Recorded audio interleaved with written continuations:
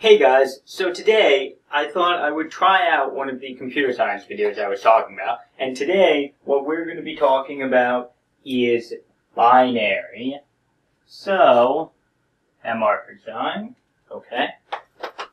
I can roll with that. Try the blue. There we go. Binary.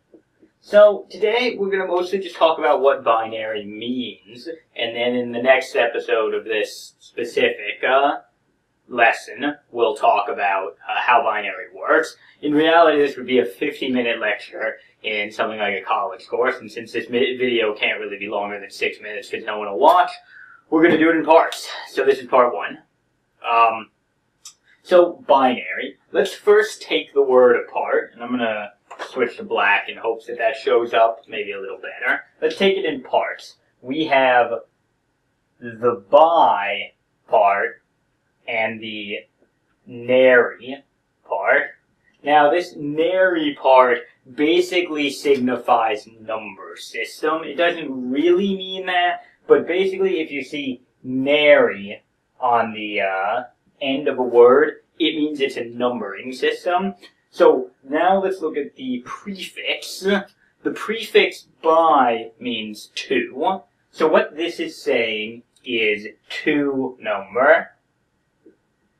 2 number. And this makes sense because in binary we only have 0 and 1, aka 2 number. Now, there's actually all sorts of numbering systems. If you watched yesterday's video, I mentioned hexadecimal. Hexadecimal is 16 nary. There might be a proper prefix for 16, but once you reach a certain point, you basically go with it's a number nary. And if you really wanted to get generic, you can say n-nary. For any number system.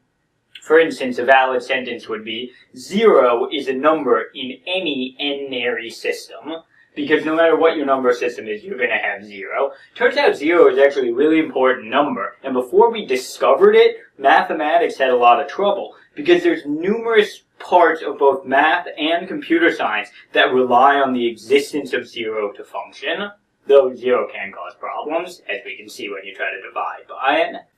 Also, for those of you who are wondering, yes, the bunny is still here.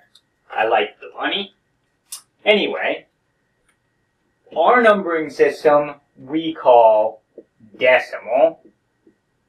That's the worst written decimal ever. However, what this really means, the dec part tells you 10, and our number system is what we call base 10. Binary is base 2. There's a very infrequently used term for our number system called denary, 10-nary, 10 numbers, and you know that we have 0 through 9 as digits. Those are 10 unique digits. So binary actually functions pretty similarly to how our number system works, but let's start with the basics.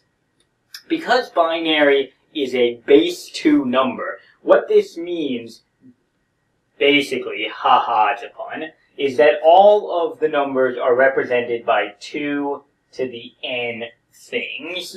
This is how we determine what we can view.